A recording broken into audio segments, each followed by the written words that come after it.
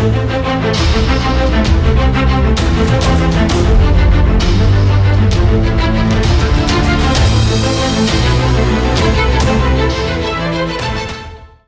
हिंद सभी defence aspirants को। मैं रुचि सिंह परिहार, हिस्ट्री फैकल्टी, त्रिशूल डिफेंस एकेडमी।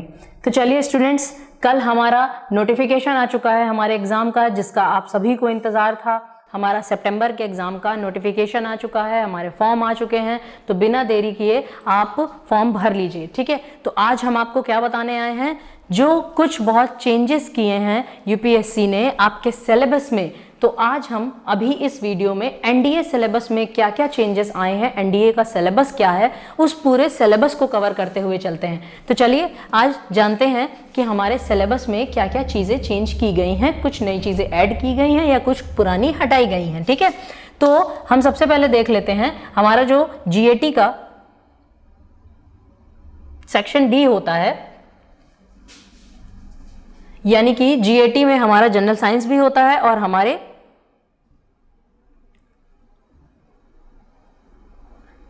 तो हम अपने टॉपिक पे आ जाते हैं। जो हमारा टॉपिक है उस पे हमें क्या करना है, यहाँ पे abroad based survey of Indian history, section D में abroad based survey of Indian history with emphasis on cultures and civilisation, यानी कि भारत की जो हिस्ट्री है, जो इतिहास है, सबसे पहले हमारा जो सिलेबस शुरू होता है वो इतिहास से शुरू होता है।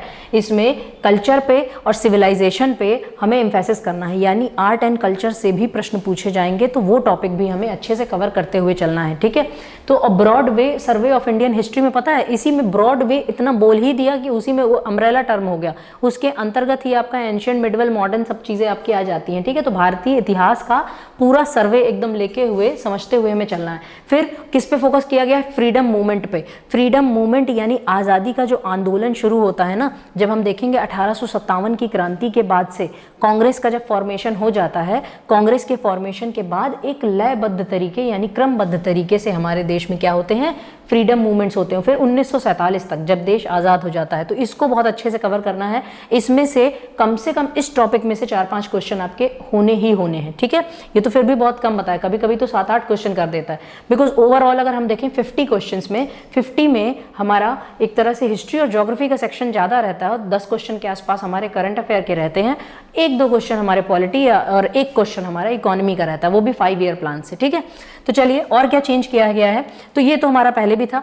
Elementary study of Indian constitution and administration, यहाँ पे पॉलिटी में थोड़े बहुत चेंजेस किए गए हैं, है ना। पॉलिटी में क्या चेंजेस किया गया है, elementary study of Indian constitution and administration, यानी भारतीय संविधान और प्रशासन का जो एलिमेंट्री लेवल पे यानी बेसिक चीज़ें हो गई भारतीय संविधान के बारे में, कि संविधान की प्रस्तावना यानी कि उसका जो प्रियम्बल है, उसके बाद उसमें से जो मौलिक अधिकार मिले हुए हैं यानी कि हमारे जो फंडामेंटल राइट्स हैं, डीपीएसपी हो गए यानी कि जो राज्य के नीति निर्देशक तत्व हैं, उनको थोड़ा कवर करते हुए इसमें हमें क्या करना है, चलना है, यानी बेसिक नॉलेज हमें लेके चलना है, ठीक है। और एडमिनिस्ट्रेशन की बात आ गई, यानी कि देश में एडमिनिस्ट्रेशन कैसे हो रहा है, तो यानी हमारी संसदीय व्यवस्था यानी पार्लियामेंट्री व्यवस्था, बिकॉज पार्लियामेंट के इलेक्शन भी अभी चल रहे हैं ना 2024 में, तो इसमें से भी क्वेश्चन पूछे जाने की संभावना है। तो ये एडमिनिस्ट्रेशन में हमारा पार्लियामेंट आ जाता है। फिर elementary knowledge of 5 year plans, ये हमारा इकोनॉमी का टॉपिक हो गया, है ना। एक ही केवल इकोनॉमी का केवल एक टॉपिक है आपके एनडीए में, एनडीए में प्लस पॉइंट है, ज़्यादा आपको इकोनॉमी नहीं पढ़नी है, तो इसमें 5 ईयर प्लान से केवल एक क्वेश्चन आता है, ठीक है। 12 प्लान से बहुत ईजी है, मतलब एक समझ लो एक चैप्टर से एक क्वेश्चन फिक्स है, तो वो तो एकदम ईजी क्वेश्चन हो गया ना। फिर अगला क्या है, पंचायती राज, कोऑपरेटिव एंड कम्युनिटी डेवलपमेंट, यानी पंचायती राज के बारे में पढ़ना है कि पंचायत का जो सिस्टम आया, यानी ये जो 3 टियर गवर्नमेंट सिस्टम है, यानी केंद्र पे केंद्र सरकार, फिर स्टेट गवर्नमेंट, फिर उसके बाद पंचायती जो आपकी सरकार होती है, उसमें इसको बोलते हैं 3 टियर गवर्नमेंट सिस्टम। तो पंचायती राज के बारे में थोड़ा सा हमें पढ़ना है। सहकारी समितियां यानी कोऑपरेटिव सोसाइटीज़ के बारे में हमें पढ़ना है, और कम्युनिटी डेवलपमेंट जिसको सामुदायिक विकास कहते हैं, तो ठीक है, उसके बारे में हमें पढ़ना है। चलिए फिर आते हैं Bhoodan, Sarvodaya, national integration and welfare state basic teachings of Mahatma Gandhi. Mahatma Gandhi के ही एक तरह से अनुयायी थे जो विनोबा भावे थे, उन्होंने देश में भूदान आंदोलन चलाया था, है ना। जब आप फ्रीडम मूवमेंट पढ़ेंगे यानी मॉडर्न हिस्ट्री पढ़ेंगे, उसी में आप देखेंगे कि अंग्रेजों के टाइम पे ही भारत में एक व्यवस्था आई ज़मीन की, जिसको बोला गया ज़मींदारी व्यवस्था। और उस ज़मींदारी व्यवस्था से एक तरह से ज़मींदारों को बहुत सारी ज़मीनें मिल गई। उससे पहले ज़मींदार क्या थे? टैक्स कलेक्टर, यानी राजा को वो गाँवों से टैक्स कलेक्ट करके देते थे, केवल इतना काम था। अंग्रेजों ने उस जमींदारी व्यवस्था को परमानेंट सेटलमेंट कर दिया, यानी स्थायी बंदोबस्त, यानी कि अब वो जो जमींदार केवल टैक्स कलेक्टर थे उनको बना दिया परमानेंट जमीन का मालिक। तो उसी व्यवस्था को जब देश आज़ाद हुआ तो यानी कुछ लोगों के पास, मुट्ठी भर लोगों के पास देश की इतनी बड़ी ज़मीन की संपदा थी, उसको एक तरह से फ्रैगमेंट किया गया, तोड़ा गया। तो वो आंदोलन कई चले थे उसी टाइम पे, भूदान आंदोलन, विनोबा भावे का सर्वोदय आंदोलन, नेशनल इंटीग्रेशन, ये सब गांधीवादी विचारधारा से प्रेरित थे। तो ये हमें करना है, ये छोटा टॉपिक है, बहुत लंबा टॉपिक नहीं है, तो इसको कवर करना है। नेक्स्ट हमारा आ जाता है forces shaping the modern world. आधुनिक वर्ड, यानी कि वर्ड, आज का जो वर्ड है इसमें से क्या क्या कारण जिम्मेदार रहे, यानी कि ये वर्ल्ड हिस्ट्री का टॉपिक आ गया। वर्ल्ड हिस्ट्री की शुरुआत हमारी होती है रेनेसेंस से, यानी कि पुनर्जागरण से होती है, यूरोप का पुनर्जागरण होता है, ठीक है। फिर एक्सप्लोरेशन एंड डिस्कवरी, यानी एक्सप्लोरेशन और डिस्कवरी में उस टाइम पे जब भारत की खोज होती है, अमेरिका की खोज होती है, एक्चुअली भारत की खोज क्या, भारत के लिए समुद्री मार्ग की खोज होती है यूरोप से, ठीक है। American war of American independence, ये काफ़ी इंपॉर्टेंट है, अमेरिकन इंडिपेंडेंस। फिर फ्रेंच रेवोल्यूशन, इसी फ्रेंच रेवोल्यूशन से हमारे इक्वलिटी, लिबर्टी और फ्रेटर्निटी का आइडिया आता है। इंडस्ट्रियल रेवोल्यूशन यानी औद्योगिक क्रांति आती है। रशियन रेवोल्यूशन, इसको बोल्शेविक क्रांति भी कहते हैं। ये सब पता है, ये आपने, अगर आपको याद आ रहा होगा, क्लास 9th के सिलेबस में भी आपने ये चीज़ें पढ़ी होंगी, बस उसी को यहाँ पे रिवाइज करना है। बहुत इसमें परेशान नहीं होना, वर्ल्ड हिस्ट्री को एक चैप्टर में हम उसको कवर करते हैं, बहुत कंसाइज वे में बताते हैं, पूरी कहानी दिमाग एकदम फिट हो जाती है कि आज ये इजराइल, ये रशिया यूक्रेन क्यों लड़ रहे हैं, इजराइल गाजा क्यों लड़ रहा है, ये सब के आंसर आपको इस चैप्टर्स में मिल जाएंगे, ठीक है। फिर impact of science and technology on society, है ना, यानी सोसाइटी में आज की जो समाज है उसमें साइंस एंड टेक्नोलॉजी का क्या फ़र्क, वो मतलब एक तरह से असर रहता है, उसके बारे में हमें पढ़ना है। Concept of one world, United nation, Panchsheel agreement, Panchsheel democracy, ये सब आज़ादी के बाद वाली ये चीज़ें हैं, यानी कि जब हमारे देश को आज़ादी मिल गई ना, हालांकि यूनाइटेड नेशन हमारा वही 1945 ये उस टाइम पे आपका बना था। फिर पंचशील एग्रीमेंट, ये भारत के पंचशील एग्रीमेंट थे, भारत की फॉरेन पॉलिसी को गाइड करते हैं ये, ठीक है। तो ये डेमोक्रेसी, ये सोशलिज्म और कम्युनलिज्म, यानी समाजवाद क्या है, कम्युनलिज्म, ये संप्रदायवाद, ये सारी चीज़ें क्या हैं। तो भारत जैसी विविधता से भरे देश के लिए ये सारी चीज़ें तो पता होनी चाहिए। अच्छा, यूपीएससी आपसे क्यों एक्सपेक्ट करता है कि आपको ये सब पता होने चाहिए? बिकॉज इतनी बड़ी डाइवर्स कंट्री में आप डिफेंस पोजीशन पे कमीशन रैंक में जा रहे हो, तो वहाँ लीडरशिप रोल पर रहोगे, यानी कमांड देने के रोल पर रहोगे, तो इन सारी चीज़ों के बारे में आपको पता होना चाहिए, है ना। फिर role of India in the present world, यानी कि आज के वर्ल्ड में भारत का क्या रोल है, भारत का क्या योगदान है, ठीक है। अब आगे बढ़ते हैं हम अपने अगले सेक्शन की तरफ, जिसका नाम है ज्योग्राफी, ठीक है। तो हिस्ट्री, पॉलिटी, हमारा इकोनॉमी, तीनों सेक्शन हमारे हो गए। अब हम आ जाते हैं ज्योग्राफी में, फिर हम आएंगे करंट अफेयर में। तो ज्योग्राफी के सेक्शन में हमारे the earth and its shape and size, यानी ज्योग्राफी में हमें क्या कवर करना है?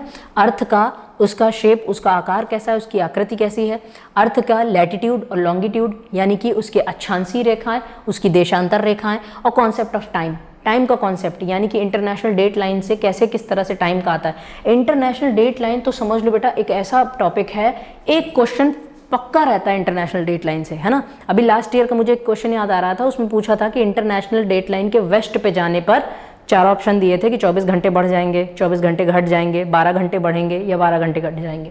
इंटरनेशनल डेट लाइन तो मतलब फिक्स है, इसका क्वेश्चन पूछा ही पूछा जाना है और बहुत इजी टॉपिक है, ठीक है। फिर movement of earth and there effects, यानी अर्थ का जो मूवमेंट होता है ना सन के अराउंड, उसकी वजह से हमारे क्या होते हैं, उसकी वजह से मतलब किस वजह से डे और नाइट होता है, किस वजह से हमारे सीजन चेंज होते हैं, वो सब इस चैप्टर में हम पढ़ लेंगे, ठीक है। देन आफ्टर आता है ओरिजिन ऑफ अर्थ, अर्थ की उत्पत्ति ही कैसे हुई, ये अर्थ बनी कैसे 4.6 बिलियन ईयर्स अगो, यानी कि आज से लगभग 460 करोड़ साल पहले जो अर्थ बनी है। फिर रॉक्स एंड देयर क्लासिफिकेशन, फिर अर्थ जो बनी, आग का गोला जो था, फिर वो ठंडा हुआ तो उसमें जो चट्टानें बनी, है ना, तो चट्टानें, फिर उसको पढ़ना है। फिर वेदरिंग होती है, यानी वही चट्टानें जो हुई उनका मतलब वेदरिंग होता है, यानी क्षरण होता है, अपक्षय होता है, उसी से मिट्टी बनती है। और मिट्टी जरूरी होती किसके लिए? सॉइल आपकी ज़रूरी होती वेजिटेशन के लिए, यानी कि सॉइल आएगी, फिर पेड़ पौधे आएंगे, यानी वेजिटेशन आएगा, फिर लाइफ को सपोर्ट करेगा वो। तो ये सारी चीज़ें हम इस चैप्टर में पढ़ेंगे। इस चैप्टर को हम लोग कलेक्टिवली लिथोस्फेयर भी बोल देते हैं, ठीक है। अर्थक्वेक, वोल्केनो, ये सब कुछ इसमें आएगा। फिर आते हैं अगला चैप्टर, अब लाइफ ऑन लैंड पढ़ ली, अब लाइफ इन द वाटर पढ़ना है, यानी कि ओशियन करंट्स और टाइड्स। ओशियन किस तरह से ओशन हमारे पूरे अर्थ में हीट को मेंटेन करने में काम आते हैं। तो ओशन करंट्स एंड टाइड्स को हमको पढ़ना है, ठीक है, यानी समुद्री जल धाराएं इसको बोलते हैं, और टाइड्स यानी क्या है, ज्वार भाटा, ठीक है। फिर हम आगे आ जाते हैं अगला टॉपिक। तो वो जो पिछला टॉपिक हमारा ओशन करंट्स का हो गया, उसको हम ओशनोस्फेयर भी कह सकते हैं, यानी एक तरह से जल मंडल भी कह सकते हैं। अगला टॉपिक, अब देखो, स्थल मंडल हो गया, जल मंडल हो गया, अब वायुमंडल पे आ जाते हैं, यानी एटमॉस्फेयर पे आ जाते हैं। तो एटमॉस्फेयर कैसे बना है, उसका कंपोजिशन यानी उसकी लेयर्स के बारे में पढ़ना है। एटमॉस्फेयर में टेम्परेचर कैसे, नीचे से ऊपर जाएंगे तो टेम्परेचर घटने लगता है, तो क्यों होता है इसके बारे में पढ़ना है। फिर प्रेशर सिस्टम, यानी कहीं वायुदाब ज़्यादा है, कहीं वायुदाब कम है। अब जैसे हम लोगों को लैंड में रहने की आदत है, इतना एयर प्रेशर झेलने की आदत है। अगर कल को आप अगर सोचें कि आप पानी के अंदर स्कूबा डाइविंग करने जा रहे हैं या फिर, तो वहाँ पे प्रेशर बहुत बढ़ जाता है पानी के अंदर। जैसे जैसे आप 1-2 मीटर नीचे जाते जाओगे, वैसे ही प्रेशर आपका क्या होने लगता है, बढ़ने लगता है। तो उसी तरह से जब हम हवा में ऊपर जाने लगते हैं तो प्रेशर घटने लगता है। तभी कई लोगों को एयरप्लेन में प्रॉब्लम होती है ना, क्योंकि वायु का दबाव वहाँ पे कम होता है, तो किसी किसी को कान में मतलब सुनाई देना बंद हो जाता है ऊंचाई पे जाने पे। तो ये सारी तो ये प्रेशर सिस्टम हमको यहाँ पे पढ़ना है, ठीक है, किस तरह से चेंजेस होते हैं। प्लानिटरी विंड्स, पूरे जो आपके पृथ्वी पे जो हवाएं चलती हैं, साइक्लोन्स, एंटी साइक्लोन, तूफान वगैरह कैसे आते हैं। ह्यूमिडिटी यानी आर्द्रता के बारे में, कंडेंसेशन संघनन के बारे में, प्रेसिपिटेशन वर्षा के बारे में, इन सब के बारे में हमें पढ़ना है। वर्षा कितने तरह की होती है, 4 प्रकार से होती है, ठीक है, उनके चारों प्रकार हमको पढ़ना है कि कैसे आपके जो क्लाउड्स आपके जो होते हैं वो कैसे होते हैं, ठीक है। चलिए, फिर टाइप्स ऑफ क्लाइमेट, मतलब क्लाइमेट किस तरह का होता है। और टाइप्स ऑफ क्लाइमेट में तो खैर केवल अपने यहाँ पे हमको केवल अपने देश का पढ़ना रहता है, मानसूनी जो मानसूनल क्लाइमेट रहता है, यानी मानसून वर्षा होती है, ठीक है। फिर आता है major natural regions of the world, यानी कि वर्ल्ड के नेचुरल रीजन्स। ये काफ़ी इंपॉर्टेंट चैप्टर है, इसमें से 2-3 क्वेश्चन पूछ लेते हैं। कैसे, मतलब 2-3 तो नहीं, लेकिन फिर भी यहाँ 1-2 तो क्वेश्चन पूछ ही लेते हैं। जैसे आपका जो इक्वेटर पे हो गया, यानी भूमध्य रेखा पे जो होता है, भूमध्य रेखा पे वर्षा ज़्यादा होती है, गर्मी भी ज़्यादा रहती है, तो यहाँ पे एकदम वर्षा वन होते हैं, एवरग्रीन फॉरेस्ट होते हैं। तो ये इस तरह से, अब जैसे रेगिस्तानी एरिया है, थार का एरिया है, तो वहाँ पे किस तरह की वेजिटेशन होता है, तो ज़ीरोफाइट वेजिटेशन होता है जो कम पानी में हो जाता है, ठीक है। तो उनके सबके बारे में यहाँ पे लिखा है। फिर अगले पे लास्ट टॉपिक पे हम अपने आते हैं, रीजनल ज्योग्राफी ऑफ इंडिया। अभी तक तो ये वर्ल्ड का पूरा चल रहा था, पूरी पृथ्वी का हम पढ़ रहे थे, अब हमें भारत पे आ जाना है, यानी regional geography of India. Climate, natural vegetation, mineral and power resources, location and distribution of agriculture and industrial activity, important sea port, main sea, ये पूरा इंडिया का जो जीके है तथ्यात्मक जीके है, यानी भारत का मानसून सिस्टम पढ़ना है। फिर उसके बाद आपको क्या देखना है, भारत में किस तरह की वनस्पति पाई जाती है उसके बारे में देखना है। भारत में किस तरह के खनिज पाए जाते हैं, यानी जो खनिज पाए जाते हैं अपने देश में, वो खनिज मतलब मिनरल्स, जैसे कहीं लोहा पाया जाता है, कहीं यूरेनियम पाया जाता है, कहीं कोयला पाया जाता है, ये सब खनिज तत्व हैं। बॉक्साइट पाया जाता है, बॉक्साइट से ही एल्युमिनियम बनता है, तो ये सारी चीज़ें। और फिर जहाँ पे लोहा या फिर कोयला पाया जाएगा वहीं पे स्टील इंडस्ट्री हो जाएंगी। तो जहाँ जो चीज़ें पाई जाएंगी उसी के आसपास उसी से रिलेटेड हमारे क्या लग जाएंगे, उद्योग लग जाएंगे। तो जैसे झारखंड में आपका स्टील इंडस्ट्री के लिए काफ़ी जाना जाता है, रांची आपका हो गया है ना, वहीं पर आपका जमशेदपुर जो आपका है स्टील सिटी के नाम से जाना जाता है। और फिर सारी चीज़ें जब बन गई तो बंदरगाह से उसको निर्यात किया जाएगा, यानी जहाज़ों में भर भर के दूसरे देशों में जाएगा। तो वो सी पोर्ट्स, मेजर केवल 13 सी पोर्ट्स हैं, तो केवल उतना पढ़ना है और ज़्यादा कुछ नहीं पढ़ना। रेलवे के हेडक्वार्टर्स से भी क्वेश्चन आपके अच्छे खासे पूछे जाते हैं, तो वो भी हमें तैयार करना है। Main item of import and export of India, यानी भारत किन सामानों का आयात करता है और किन सामानों का ज़्यादा से ज़्यादा निर्यात करता है। ये काफ़ी इंपॉर्टेंट मतलब फैक्चुअल डेटा है, इसमें से भी क्वेश्चन आपका पूछता है, ठीक है। चलिए, फिर आगे आ जाते हैं करंट इवेंट्स पे। करंट अफेयर के 10 क्वेश्चन, ये मान लो कि सर आपको कवर कराते हैं, दीपक सर करंट अफेयर में, उनके ही मतलब पढ़ाए हुए में से, कि बिकॉज बहुत इजी करंट अफेयर आपका आता है, सर ने जो जो पढ़ाया था उसमें से आपके 10 क्वेश्चन उसी में से सारे आए हुए थे, ठीक है। तो बहुत ज़्यादा इधर उधर परेशान नहीं होना, सर की क्लास भी देख लो तो आपके लिए सफिशियंट है। तो इसमें क्या है, नॉलेज ऑफ इंपॉर्टेंट इवेंट्स, कोई भी नई जो आपकी इंपॉर्टेंट घटना होती है, अब जैसे 15 अगस्त आएगा है ना, तो 15 अगस्त में क्या क्या प्रधानमंत्री ने घोषणाएं की, उन सब के बारे में पूछ लेगा। करंट इंपॉर्टेंट वर्ल्ड इवेंट्स, यानी जैसे अपने रिपब्लिक डे की परेड में कौन विदेश का व्यक्ति आया था, इन सब के बारे में पूछ लेगा। फिर इंपॉर्टेंट पर्सनालिटीज़ के बारे में, both Indian and international, including those connected with cultural activities and sports, यानी स्पोर्ट्स का भी डेटा पूछ लेता है। जैसे मान लो अभी ICC का जो T20 का वर्ल्ड कप होगा, तो उसके बारे में पूछ सकता है कि कहाँ होगा। तो इस तरह के इंटरनेशनल स्पोर्ट्स से रिलेटेड डेटा आपसे पूछ लिया जाता है। फिर आ जाते हैं तो आउट ऑफ, अच्छा ये सारी चीज़ें ये हमारी हो गई।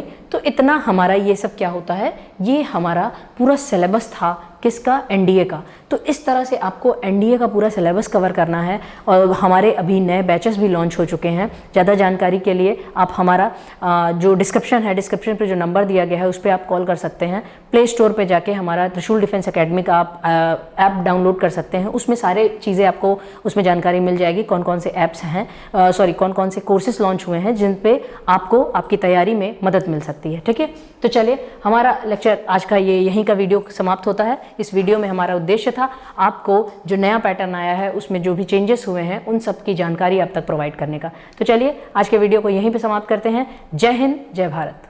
अब डिफेंस एग्जाम क्रैक करना हुआ और भी आसान, त्रिशूल डिफेंस एकेडमी लेकर आए हैं बिल्कुल ही एडवांस लर्निंग ऐप। तो आज ही ज्वाइन करें और स्टार्ट करें अपनी ऑनलाइन क्लासेस।